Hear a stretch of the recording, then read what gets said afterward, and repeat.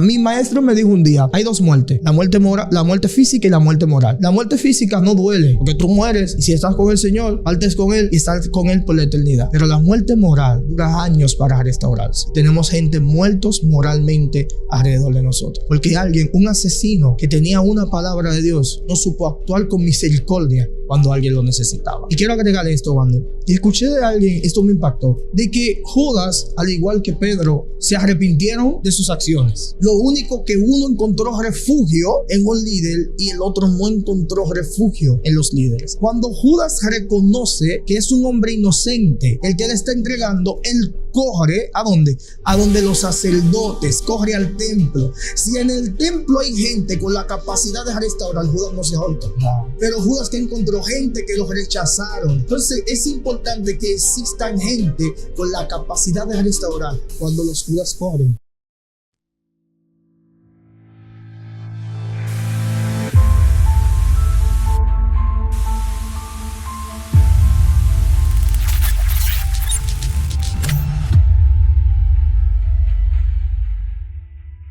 Dios le bendiga, Dios le guarde, mis amados hermanos de Enfocados en Dios TV. Aquí estamos en una entrega más de su programa favorito de YouTube. Por favor, rápidamente vaya ahí abajo, dele a suscribir, dele like y comparta. Que estos videos yo sé que son de edificación para muchas personas. Así que sin más, vamos a presentar a nuestro invitado. Un invitado especial donde vamos a estar aquí debatiendo unos temas muy profundos del Evangelio. Así que, mi hermano, ¿cómo te sientes? Smiling. Me siento bien, hombre de Dios. Un placer estar contigo aquí en tu plataforma. Sé que será de gran bendición, ¿no? Cuéntame, hombre. Qué bueno, Smiling. Tú eres evangelista. Sí, para la gloria de Dios. Dios nos ha llamado a ese ministerio evangelístico. Con sentido bíblico, ¿no? Amén, amén. Sabes que hay un tipo de evangelistas que no tienen ese sentido bíblico de ser discípulos, de llevar la palabra, de edificar, y más como ese tipo de llamado. ¿Qué tiempo tú tienes ejerciendo el ministerio de evangelismo? Bueno, yo tengo 10 años ejerciendo el ministerio evangelístico. 10 años. 10 años. ¿Y qué edad tú tienes, Smiling? No me llevé hasta ahí. ¿Qué pasó, ministro? Secreto de Estado. No me llevé hasta ahí. Pero no tengo 30 todavía. ¿No tienes 30? No. Ok. Tiene 10 años en el ministerio. ¿A qué edad te convertiste? Ustedes saben, él me está tirando las cosas. Los ganchos me quiere llevar. Yo acepté al Señor a los 16 años. Un encuentro poderoso con Dios. Y desde ese día Dios nos ha dado la fuerza y nos ha mantenido firmes para su gloria, para su honra. Amén, amén. Qué bueno. Entonces, 10 años en el ministerio de evangelismo. ¿Te ungieron de una vez que te convertiste o duraste un tiempo, te preparaste? Duré un tiempo yendo al instituto bíblico. Yo creo que es muy importante la formación bíblica. Pero más como cuando es el llamado evangelístico, nosotros necesitamos saber que aún con los pocos recursos que tenemos podemos alcanzar almas para el reino. Y ya en la congregación, una congregación con muchos evangelistas, Dios nos llevó y ahí estamos trabajando hasta el día de hoy. ¿Cómo fue tu etapa como nuevo creyente? ¿Te dieron participación de una vez? ¿Predicaste? ¿Te desenvolviste? ¿Tuviste un mentor? Explícame. Bueno, mi etapa de nuevo creyente, tú sabes, hace 10 años atrás, el evangelio no es como era hoy. ¿Sabes? Para mí fue un poco difícil porque lo primero que hacían era vamos a quitarte esa ropa y vamos a llevarte, tú sabes, vamos a quitarte la cadena, a recortarte. ¿Tú eras rabacuco? Yo era rabacuco, claro. ¿Y quién en ese tiempo todo el mundo? Era la forma. Señor, ¿tú eras rabacuco? Claro, yo era rabacuco. Lo mío era mi camisa larga hasta con las 12 del día, mi pantalón fino. Saco XL, pantalones anchos. No, tú sabes, una forma de vestimenta que nosotros creo que en su momento sirvió para honrar al Señor. El verdadero uniforme. Saco ancho, ya tú sabes, pantalón ancho. Me van a matar, ya tú sabes. El líder te está dando seguimiento. Pero sí, eso era como la forma que uno tenía de vestir, ¿no? Y Dios fue como capacitándonos y dándonos a entender que esa no era la forma correcta que Él intentaba llamarnos a su reino. Si tú notas, yo todavía uso el pantalón de tela normal, ¿no? Y cualquier tipo de vestimenta, pero con otro tipo de concepto. No con el concepto como que es lo único que da gloria a Dios. Amén, amén. O sea, tú guardas los parámetros que dice la Biblia, pudor y modestia. Obviamente, porque somos bíblicos, ¿no? Exacto. Yo creo que no podemos salir ni a la izquierda ni a la derecha del parámetro bíblico. Hay que vestir con pudor y modestia. Exactamente. Una vestimenta que honre a Dios y que podamos reflejar a Cristo en nosotros. Yo entiendo que se puede sin llevar ninguno de los dos extremos. Porque un extremo llama la atención y el otro también. No, y más en el llamado evangelístico. Porque los extremos en el llamado evangelístico pueden servir de tropiezo a las almas que le estás predicando. Hay personas que por irte al extremo del libertinaje van a decir, tú no eres cristiano y no van a querer escuchar el mensaje. Hay otros que por irte al extremo de los conservadores van a decir, no, yo no quiero escuchar el mensaje porque ese tipo de religión es una doctrina de demonio. Entonces, lo mejor es el pudor y la modestia conforme a los parámetros culturales que nosotros tenemos que la gente respeta. Y no solamente eso, tu vida que dé un mensaje que la gente entienda que tú eres un hombre o una mujer de Dios. Exactamente, porque se predica con el ejemplo, no con la ropa. Aunque la ropa es parte del ejemplo, pero ese es otro tema. Emailin, explícame del tema evangelístico de hoy. ¿Tú crees que hace falta más evangelistas? ¿Crees que hace falta más trabajo evangelístico en las calles? ¿Qué tú opinas de eso? Bueno, considero que sí. Que hace falta más evangelistas. Creo que se necesita evangelistas que hagan discípulos. Yo siento que hay muchos evangelistas que tienen el título de evangelista, pero son evangelistas de paso. Te predican, se fueron. Yo creo que necesitamos evangelistas que hagan discípulos, que formen, capaciten y hagan que esas personas que ellos están formando también puedan ganar más almas para el reino. Porque de nada sirve que nosotros solos seamos lo que estemos impartiendo cuando el plan de Dios es que todo el reino esté ganando almas. No sé si me sigue en esa idea. Sí. Porque no es solamente como se convirtió Wander y yo subí un post que decía se convirtió un alma para el Señor. Sí, pero tú no has hecho el trabajo. El trabajo no es que la gente se convierta y ya. El trabajo de la gran comisión, por ejemplo, Marcos 16, Mateo 28, es ir y hacer discípulos. Y no sé por qué nosotros nos detenemos antes del bautismo, si una de las enseñanzas es, y todo el que sea bautizado será salvo. Entonces debemos llevarlo como esa enseñanza, esa instrucción hasta que la persona sea bautizada. O sea que el evangelista no solamente tiene el compromiso de evangelizar, sino también de llevar a las almas hasta a un nivel de conocimiento y también a que llegue a lo que es el bautismo. Y después el trabajo, entonces ahí es que está terminado. Claro, ya lo del bautismo va a ser como una forma de doctrina según la denominación. Hay personas que bautizan de inmediato, hay otros que entienden que necesitan una preparación para el bautismo. Pero cuando nosotros entendemos que es el bautismo, que es la representación del individuo con Cristo, y que el bautismo lo que hace es que la persona se una a Cristo, como dice Colosenses capítulo 2, por ejemplo, bautismo, una fe, que una vez que fuimos sumergidos, morimos con Cristo y cuando salimos, nacemos con Él, ¿no? Esa idea de Dios para cada una de las personas que se bautiza. Cuando tú llevas a la persona, tú le preguntas a los creyentes, ¿qué pasó después de tu bautismo? Y la gente te dice, hubo un cambio en mí. No lo pueden explicar qué pasó, pero ese día, esa ilustración, ese acto profético hace que haya un impacto en el corazón de la persona. Claro, mi experiencia del bautismo, yo sentí como que dejé a mi hombre interior en las aguas y salió un nuevo hombre. Así es. Ese simbolismo es muy importante, impacta la vida de todo aquel que lo hace. Yo entiendo que todo aquel que fue bautizado alguna vez siempre tiene como ese llamado de Dios por dentro, una vez se aparta de los caminos. Pero el tema de hoy es el que estuvimos comentando detrás de cámara y voy a dejar que tú lo introduzcas y lo presentes para que la gente entienda de qué se trata esto. No, estuvimos hablando detrás de cámara. Básicamente es como la idea del evangelismo y es muy importante la unión de esos temas porque las personas no están convencidos de su salvación. Tú le predicas, la persona sale del servicio, pero la persona, al no tener la instrucción, no sabe si son salvos o no son salvos. Es increíble que tú salgas de un sermón, por ejemplo, un domingo, una prédica un domingo, tú termines de predicar. La persona se convirtió a través del mensaje que tú llevaste y el Espíritu Santo convenció su corazón. Y cuando la persona sale, tú le preguntas si son salvos. No saben si son salvos por falta de la instrucción. Entonces, tenemos también el otro extremo de las personas que dicen que una vez que fueron salvos, no pueden perder la salvación. Y eso estamos hablando detrás de cámara, si la salvación se pierde o no se pierde. Personalmente yo creo que la salvación se pierde y que cada uno de los creyentes debe de cuidar su salvación con temor y temblor. Para mí es lo más importante. Que cada creyente viva una vida de santidad apartado, que si comete un error el abogado tiene para con Jesucristo, pero que no viva una vida de pecado pensando que una vez fueron salvos no pueden perder la salvación. O sea, tú lo que me estás diciendo es que una persona puede perder la salvación según su accionar aquí en la tierra. O sea, según sus pecados, según su hábito de maldad, puede perder su salvación. Eso es como lo que la Biblia enseña.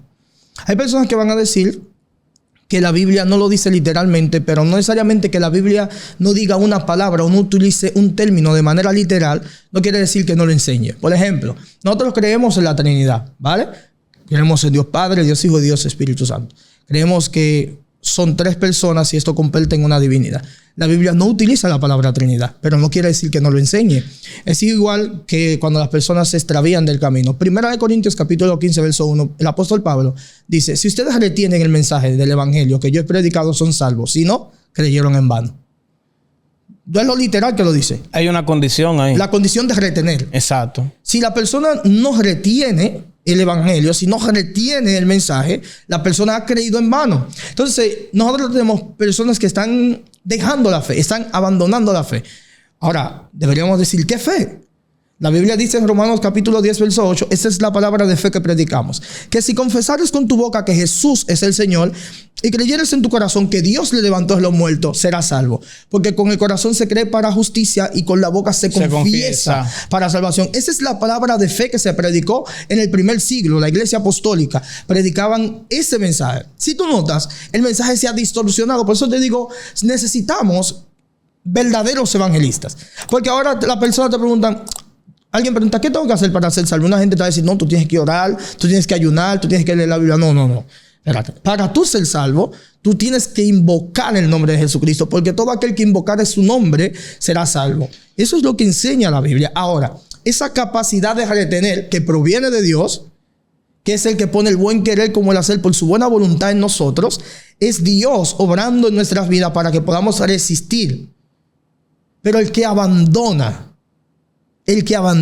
la fe ha perdido todo. O sea, ahí es que tú me estás explicando lo de retener. Pero entonces, una pregunta. Si una persona se convierte a través de una obra evangelística, no se le da seguimiento, pero cree en el Señor y se aparta de los caminos, ¿esa persona es salva? Cuando la persona se aparta del camino, si tú te refieres a abandonar la fe, la persona ha perdido lo que es la salvación. ¿Por qué? Lo primero que debemos de resaltar es que la salvación es por gracia. Nadie merece la salvación. Por ejemplo, hay personas que dicen que si no se le predica a alguien, Dios es injusto. No, Dios es justo y ha mostrado su amor, que aún nosotros siendo pecadores, Cristo murió por nosotros y ha dado la salvación para todos. Ahora, cuando tú te conviertes, según Ezequiel capítulo 36 y el mensaje de Jesús a Nicodemo, hay un nuevo nacimiento.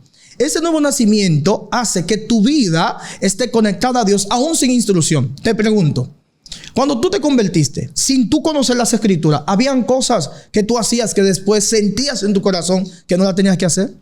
Exacto. El nuevo nacimiento. Claro. Porque él prometió en Ezequiel 36 que él cambiaría nuestro corazón de piedra, pondría corazón de carne y escribiría su ley en nuestros corazones. Por eso tuve gente que no sabe de las Escrituras, gente que no sabe leer, etnias que no tienen ni Biblia y ellos saben lo correcto porque aún su conciencia es guiada por la voz del Espíritu Santo y los guía a hacer lo correcto. Pero una pregunta, ¿qué pasaría con los descarriados? Con personas que una vez confesaron a Cristo con su boca, creyeron en el Señor, pero luego se apartaron. ¿Hay algún propósito con los descarriados? ¿Crees tú que los descarriados pueden volverse a su camino y pueden ser salvos a pesar de andar en su vida de maldad? Bueno, yo respondo con eso, no solamente con los descarriados, yo creo que hay un propósito con todo el mundo. Porque de tal manera amó Dios al mundo que ha dado su Hijo unigénito para que todo aquel que en él crea no se pierda, mas tenga vida eterna.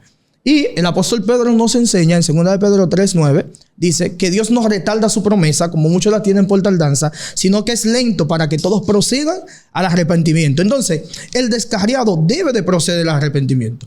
Porque, ¿qué es la acción del descarriado? Yo pregunto, nosotros podemos filosóficamente decir que el que comete un error, el que se extravía, que es lo que significa pecado, extraviar, errar el blanco. Exacto. Cuando tú no das en el blanco, tú estás descarriado del norte. Entonces, ese perfecto norte que Dios da a nuestra vida, Dios está intentando nuevamente llamarnos. Algunos duran meses, algunos duran años, otros les dura un día, pero la voz del Espíritu Santo en su función de convencer de pecado está trabajando en cada uno de los individuos. El descarriado, Dios quiere traerlo a su camino. Tú puedes preguntarle, porque a mí me gusta la teología práctica. Vamos a preguntar a la persona, ¿tú has sentido el llamado de Dios a un descarriado? ¡Claro!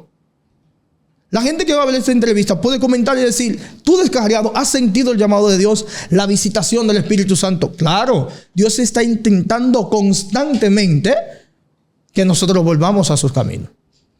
Wow, es increíble lo que estamos hablando, porque yo sé que mucha gente está siendo edificada en este momento, pero vámonos más a la obra evangelística, vámonos a la realidad, a lo que pasa, lo que sucede en la realidad de nuestro mundo y más en nuestro país, en nuestra tierra, que hay mucha necesidad de Dios. A mí me entristece cuando yo voy caminando, llego a un lugar y empiezo a hablar de Dios y veo que hay descarriados en ese grupo y comienzan a ser tocados mucho, pero muchos no se atreven a dar el paso.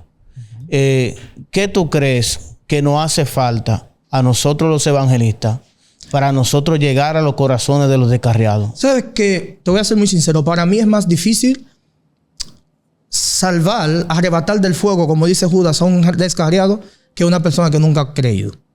¿Por qué?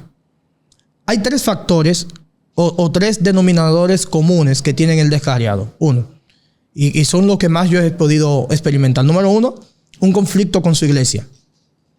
Que no recibía amor, que la iglesia lo castigaban, que la iglesia lo apartaban, que en la iglesia no había un apego hacia él, lo tenían en menosprecio, que cometió un pecado y la iglesia se burló de su pecado. Ese es uno de los factores del común denominador del descarriado.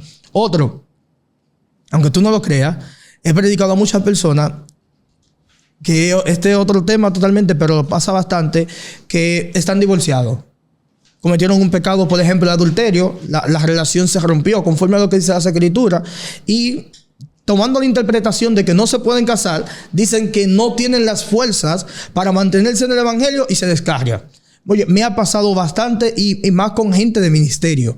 He visto que dicen, no, yo no puedo seguir en el evangelio porque yo estoy en adulterio constante.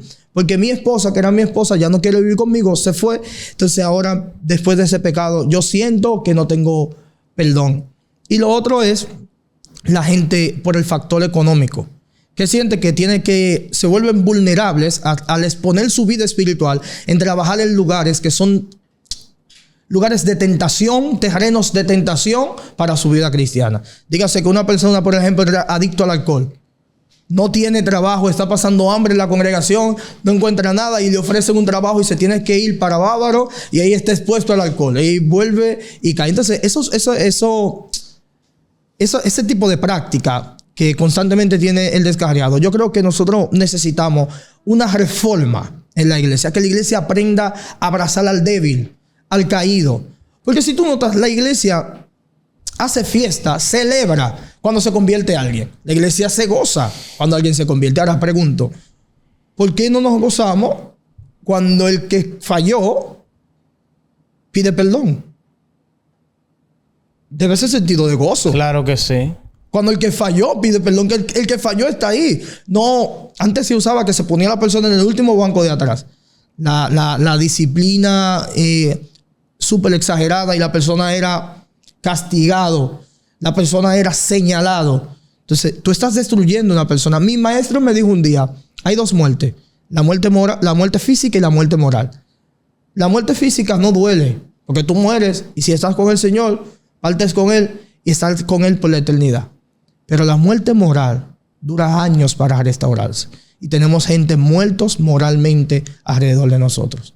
Porque alguien, un asesino que tenía una palabra de Dios, no supo actuar con misericordia cuando alguien lo necesitaba. Y quiero agregarle esto, Wander. Escuché de alguien, esto me impactó, de que Judas, al igual que Pedro, se arrepintieron de sus acciones. Lo único que uno encontró refugio en un líder y el otro no encontró refugio en los líderes. Cuando Judas reconoce que es un hombre inocente el que le está entregando, él corre ¿a dónde? A donde los sacerdotes, corre al templo. Si en el templo hay gente con la capacidad de restaurar, Judas no se ahorca. Claro. Pero Judas que encontró gente que los rechazaron. Entonces es importante que existan gente con la capacidad de restaurar cuando los Judas corren. Eso es demasiado importante. Dios mío. Eso es muy profundo lo que tú has dicho. Pero a mí como que me duele el tema de que una persona se tenga que ir al mundo por cuestión de trabajo. Yo sé que quizá la iglesia no está para eso. Pero si nosotros anduviéramos como Cristo dijo que nosotros necesitábamos estar juntos, que su voluntad era que estuviéramos unánime en la fe. Porque mucha gente habla del Pentecostés. Pero a mí me llama más la atención lo que pasó luego del Pentecostés. Así es. Que las personas andaban unánime en la fe. Se andaban juntos en una sola línea de pensamiento. Y se ayudaban uno con otro. Y se daban comida y vendían propiedades y se ayudaban entre sí. Y eso hoy en día se ha perdido. Eso, ¿de qué me vale?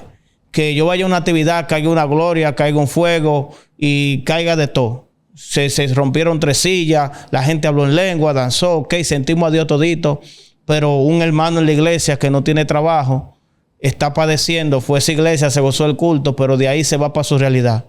Y en su casa no hay cena, y mañana no tiene con qué dejarle comida a sus hijos en su casa. Así es. Entonces, ¿qué hacemos con eso? Mira. Entonces, ese espíritu de nosotros compadecernos de nuestros prójimos, yo creo que se ha perdido con el tiempo. Porque a mí me vale más yo hacer algo por mi prójimo que yo danzarme, hablar lengua y aquí hasta que predicar. Porque cuando tú haces algo por tu prójimo, tú lo marcas. Porque el enemigo marca para mal, pero cuando tú con tu buena obra puedes marcar a alguien para bien. Así es. Cuando tú haces una buena obra en el nombre de Cristo, amén, que reflejemos a Cristo con nuestro accionar, impactamos la vida de una persona. Por más oscuro que haya caído esa persona, por más en tinieblas que esté, siempre se va a acordar de aquel siervo que cuando tenía hambre le dio de comer. 100%. Pero eso se ha perdido hoy. Y a mí me duele mucho eso. Yo llegué ahorita en el evangelio. Tú tienes 10 años. Pero mis deseos fueran que la iglesia, que cada iglesia tuviera un centro de capacitación, aparte de lo que son las enseñanzas bíblicas. Capacitación en diversas áreas, que las personas que lleguen sin trabajo, porque acuérdate que nosotros andamos rescatando personas en el mundo que no tuvieron crianza, no tuvieron recursos, no tuvieron un padre ni una madre. Y nosotros prácticamente lo hacemos en nuestra familia. Pero que hubiera algo aparte donde pudiéramos capacitar a esas personas que no tuvieron la oportunidad de estudiar, no tuvieron la oportunidad de aprender algo para trabajar, sino que vienen de hacer lo malo del mundo. No yo ponerlo en mi iglesia a trapear y a limpiar. Porque esa persona obviamente tiene que hacer su familia y su familia come. Él va a tener compromiso. Pero yo entiendo que un miembro que tú rescates, te da tanta brega rescatarlo, lo trae a la iglesia, da pena que por un trabajo se tenga que ir al mundo de nuevamente, después que Cristo lo limpió con su sangre. Es una situación bien difícil. Y es vergonzoso. Y es vergonzoso. Es vergonzoso porque la iglesia podría utilizar mecanismos para responder a eso. Y yo siento, Wander, que la iglesia está respondiendo a preguntas que no se le están haciendo. Me explico. Cuando tú sales a predicar a la calle, a nadie le importa si una palabra viene del hebreo, si la palabra viene del griego. Si tú sabes que la Biblia tiene 66 libros, que tiene cuántos capítulos, versículos, a nadie le importa eso. hay una necesidad que las buenas noticias, porque nosotros cuando decimos evangelio como que desconectamos la idea del término. Las buenas noticias que están acompañadas de buenas obras. Porque cuando una persona tiene hambre, por ejemplo, las enseñanzas de Santiago, no solamente ores, ayúdalo, muestre el amor. Yo pregunto, ¿cuál es el fin de que una persona cristiana tenga mucho dinero? Decir, Dios me dio mucho dinero. El fin de tú estar bendecido, como decimos coloquialmente, es decir, yo estoy bendecido. No, el fin de que Dios te posicione es tú ayudar a la otra gente. No hay otro propósito. No es que la gente piense que tú tienes, que tú estés en la competencia de los demás hermanos de la iglesia. No, esto no es el mundo. Wow. Esas son cosas del mundo. La verdad de Dios es que nosotros seamos bendecidos para ayudar a otros.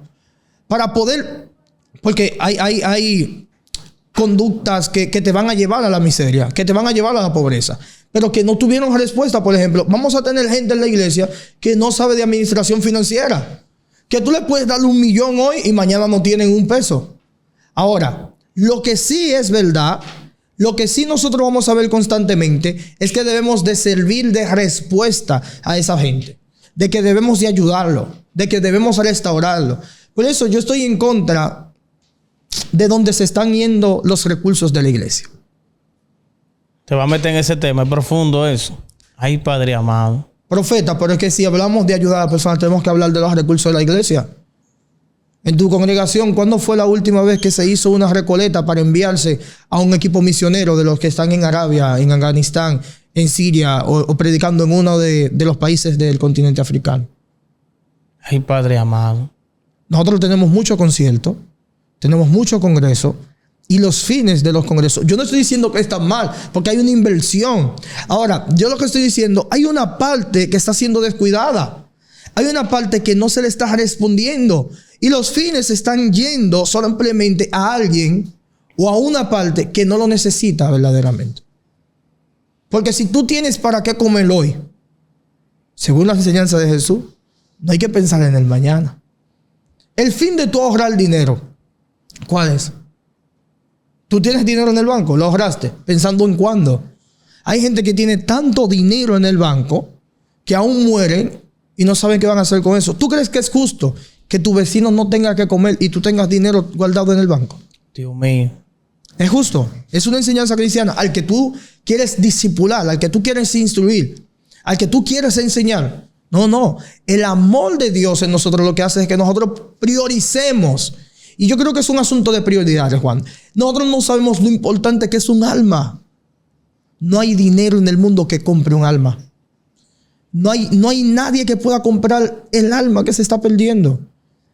Cuesta tanto, tiene tanto valor, que Dios no lo compró con nada corruptible de este mundo como oro o plata, sino con la sangre preciosa de su Hijo Jesucristo. Amén. Entonces, yo creo que debemos volver en sí y decir qué es importante. Yo quiero que el evangelismo crezca. Nuestro país, tú sabes que nosotros como cristianos en República Dominicana estamos a un paso de que todo el país sea cristiano.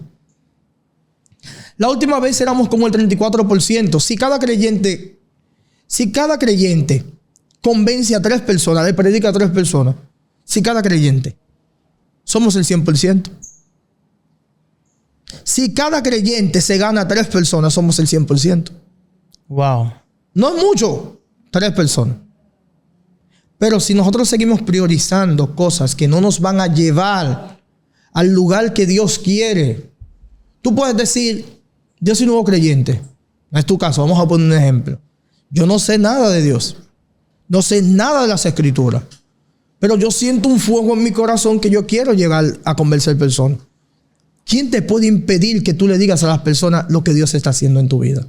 Lo que Dios hizo y seguirá haciendo. No es solamente decir, un Cristo viene. No. Es lo que Dios está haciendo contigo.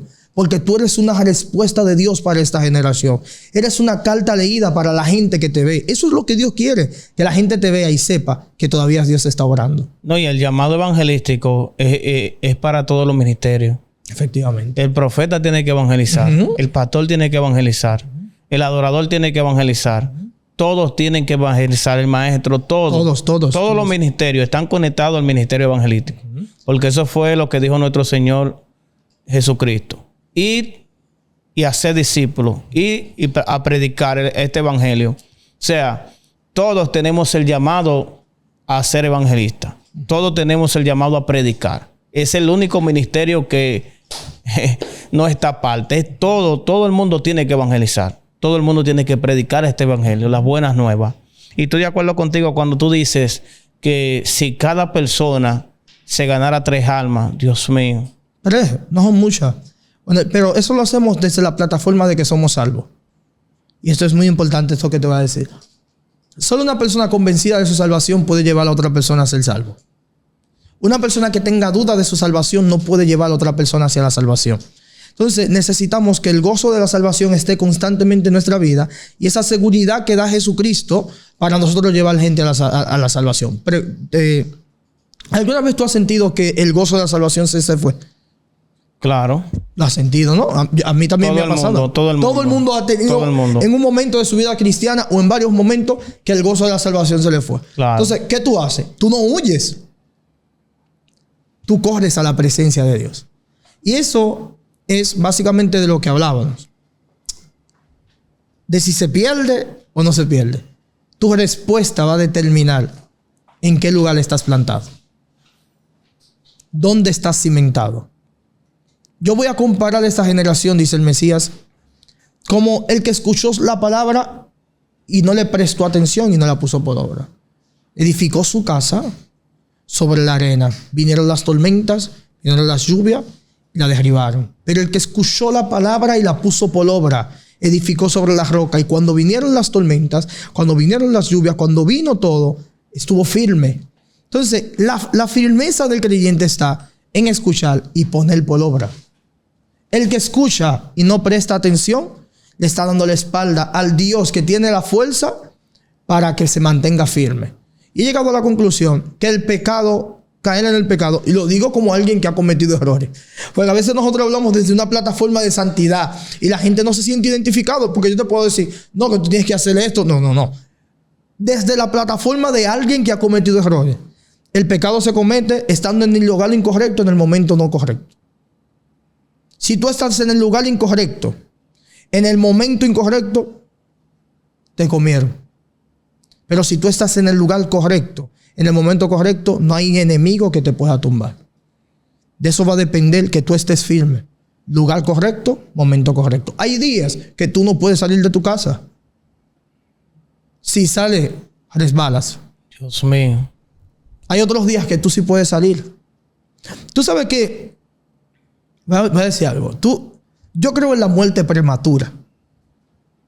¿Cómo así? Explícame eso. Te voy a explicar. Es un concepto que he ido desarrollando mientras medito en nacionales y en mi vida personal. Y yo sé que te vas a identificar con esto. ¿No te ha pasado que tú conduciendo tu vehículo, tú tienes que coger, un ejemplo, tienes que doblar a la derecha y sientes la voz interna del Espíritu Santo que te dice, sigue derecho? Sí. No dobles. Sí. Yo creo que las muertes prematuras ocurren por no obedecer la voz interna del Espíritu Santo. De esos días que Él te dice no dobles y tú doblas. Si te ha pasado y tú has desobedecido esa voz, tú sabes que hay una consecuencia más adelante. Y tú dices, wow, si me llevara de eso que me decía, no haga eso. No haga ese negocio, no entre ahí. Si el ser humano se llevara de la intuición, la voz interna del Espíritu Santo, y creo que esa intuición, que la voz interna de Dios protegiendo la creación, opera no solamente en los creyentes. Porque aún sin yo ser creyente, me pasaba que había lugares que Dios me decía, vete. Cuando me iba, me libraba de algo. Creo que nosotros, a rehusarnos a obedecer la voz de Dios, tenemos muerte prematura. A mí me pasaba lo mismo. Yo salía del lugar y no sabía por qué salía. Pero algo de mí me decía que saliera de allí. Incluso yo con mi esposa en estos días veníamos de Santo Domingo. Y para entrar para mi casa, cuando tú vienes de allá para acá, yo creo que tú has ido a mi casa. Yo sé, no me he parado en sí, pero sé de dónde es. Exactamente. Es una avenida, pasan muchos vehículos. Y para entrar hay un espacio que abrieron. Y uno entra, uno dobla a la izquierda. Y yo venía de Santo Domingo, yo venía cansado. Y venían muchos vehículos transitando. Y yo venía tan pendiente a la entrada porque yo quería ya llegar a mi casa, llegar. Y yo pasé la entrada y no me di cuenta. Pasé la entrada y yo venía tan pendiente porque quería llegar rápido y estaba cansado. Y yo cuando estaba llegando al letrero que dice San Pedro, aquí fue que yo dije, oh, yo me pasé. Fue tan rápido que yo no me di cuenta. Y luego yo sentí la administración del Señor, que eso fue para protegerme. Así es. Eso fue algo increíble para mí. Así es. Y yo tuve que devolverme. Yo venía dándole gloria a Dios y gracias a Dios. Quizás el tránsito que había de vehículos, yo venía tan cansado. Quizás... no estuviéramos aquí sentados. Dios me estaba librando de un accidente. Así es. Y yo sé que a muchas personas le ha pasado eso. Que quizás no se han dado cuenta, seguido y han pasado pendiente a algo. Y eso es el mismo Espíritu Santo que hace que tú te quedes y no te des cuenta y pase. No fue desapercibido porque yo te juro que yo estaba pendiente. Es que yo no sé cómo yo te lo puedo explicar. Yo estaba pendiente porque yo quería llegar a mi casa. Es que eso es lo inexplicable de la forma en que Dios nos ama. Cómo Él también nos demuestra amor. Y por eso te digo, esas muertes prematuras. Y en ese sentido, yo creo que hay una conexión. Tú sabes que la paga del pecado es muerte. Es muerte. Y el pecado es desobedecer la ley de Jehová. Entonces, pero hay otro nivel de desobediencia que es desobedecer la voz de Jehová en nuestros corazones. Entonces, cuando tú desobedeces la voz de Jehová en nuestros corazones, tú estás infringiendo la ley y estás en pecado ante Jehová y te estás llevando muerte hacia tu vida. Y te voy a explicar algo simple. La Biblia dice que Dios le había prometido a los hebreos, después que salieron de Egipto, que nunca más ellos iban a encontrar con los egipcios. Y estos enemigos, tú notas en las escrituras, nunca más ellos tuvieron conflicto con los egipcios. Dios levantó un hombre desde niño llamado Josías. Dios lo levantó y Josías trajo un avivamiento poderoso. Josías hizo que volvieran a la ley de Jehová. Lo primero que hizo fue destapó el libro, lo encontró, lo empezó a exponer. La gente, cuando escuchaba la palabra, la gente sentía un avivamiento en sus corazones. Un día, los egipcios están en una batalla. Josías le llega la magnífica idea de entrar en batalla. Mecao le dice, no es contigo, déjanos.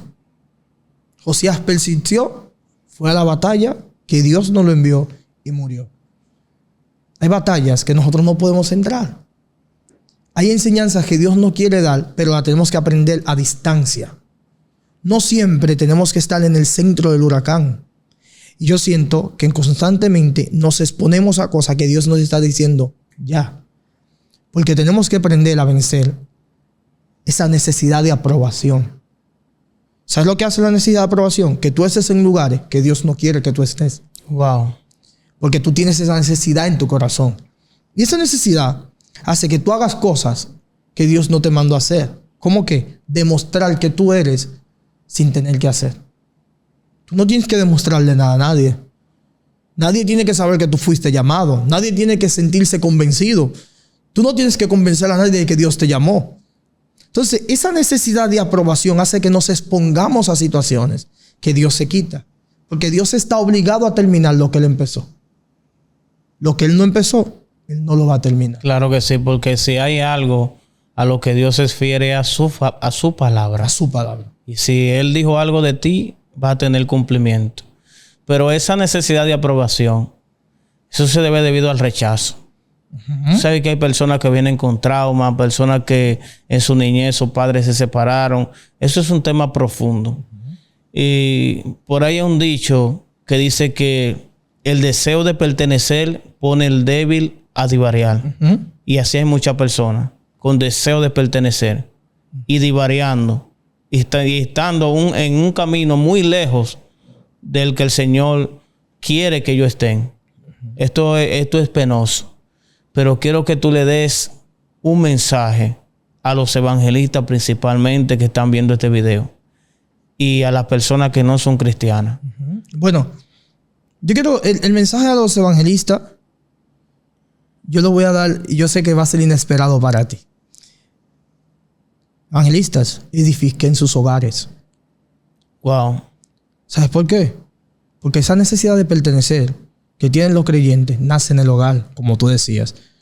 Si tus hijos se crean constantemente una relación afectiva contigo y con tu esposa, ellos no van a tener esa necesidad. Van a ser ministros mañana que no tengan necesidad de pertenecer. Van a ser ministros mañana que van a ser herramientas de Dios para el evangelio y no van a tener necesidad de aprobación del hombre, porque en casa encontraron buenos evangelistas. Wow. A veces nosotros queremos el evangelio fuera y el evangelio empieza adentro. El evangelio empieza en la casa. Lo que va a hacer que el reino de Dios se extienda de manera saludable, porque no todo lo que trae 1000 conversiones es de manera saludable, porque hay personas que se están convirtiendo y no saben a qué se están convirtiendo. Y eso es penoso. Cuando tú le preguntas a quién, no sabes a qué santo le están sirviendo. Lo que hace que el reino de Dios crezca de manera saludable y que el reino crezca con evangelistas firmes es el amor en casa. Y yo creo que nosotros, en vez de buscar una explosión, necesitamos una implosión. Y necesitamos que dentro del hogar se empiece a formar los verdaderos fundamentos cristianos. Que nuestros hijos, que nuestras hijas en la escuela se aprendan. Que cuando vean el rechazo, digan, en mi casa yo no veo eso. Esa enseñanza no es para mí porque en mi casa no hay eso. Mi papá me corrige, pero él sabe por qué me corrige. Y él sabe dónde me lleva cuando me corrige. No fue que él llegó con una botella a casa. No fue que él llegó embriagado a casa y empezó a golpearme. No. Fue con principios. En mi casa se ora cuando se come, porque le damos gracias a Dios, porque los alimentos no provienen de nosotros, sino de Él. Amén. Entonces, esas enseñanzas simples son que hacen que el corazón de la persona se cambie. Entonces, el evangelista necesita quitarse para que Dios se muestre. Pero eso no lo vamos a lograr de un día para otro. Porque hay un vacío existencial. Hay una falta que nadie ha podido llevar. Y Dios bendiga a los pastores que de verdad sirven como padres. Que dan esos abrazos que los padres no pudieron dar. Amén. Que dan esos consejos que los padres no pudieron dar. Pero de esos no hay mucho. Porque si hubiera mucho, no tuviéramos la decadencia espiritual que tenemos hoy. Yo mido las cosas por el resultado. Si las cosas no están resultando, hay algo que está mal. Entonces, evangelista, que tú me ves, que me escuchas, piensa en lo que está pasando en tu casa. Porque a Dios no le da gloria que tú salgas y se convierta en 5,000 y en tu casa ocurre un divorcio. Eso no da gloria a Dios. Y que cuando la esposa salga a hablar, diga que él era un maltratador, que no era un buen padre. Eso no da gloria a Dios. Hay que romper el estereotipo y la forma de pensamiento que dice que cuando una gente se convierte hay estrellas en tu cabeza, en tu diadema. No. ¿Quién dice eso? Que nadie parezca en entrometerse al ajeno, sino que todos parezcan por ser cristianos, dice el apóstol Pedro. Dios y al amigo mío. que me escucha, al igual que tú, tanto Wander como yo, hemos estado lejos. Sabemos lo que es la orfandad de nuestro Padre Celestial. En este día yo quiero que tú sepas que lo más importante que tú tienes es tu alma. Quizás has probado el dinero del mundo y no te has saciado. Quizás has probado todo tipo de relaciones y no te has saciado. Pero lo único que puede saciar tu sed es esa agua que corre para vida eterna, que solamente la tiene nuestro Señor Jesucristo. Vuélvete a Él. Deja que Él te convenza. Quizás estás en tu cuarto, quizás estás en tu habitación, quizás estás viéndolo ahora en tu lugar de trabajo, pero en el nombre poderoso de Jesús, yo oro que toda cadena espiritual se rompa en tu vida para que Dios siga obrando de manera sobrenatural. En el nombre de Jesús. Amén. Amén. Amados hermanos, Dios se le bendiga, Dios le guarde. Si le agrego algo más, se daña el video. Así que ya ustedes saben, suscríbanse, denle like y compartan. Y comenten si quieren a Esmarlin García de vuelta aquí con otro video más explosivo. Lo vamos a grabar como quiera, pero comenten. Dios le bendiga, Dios le guarde.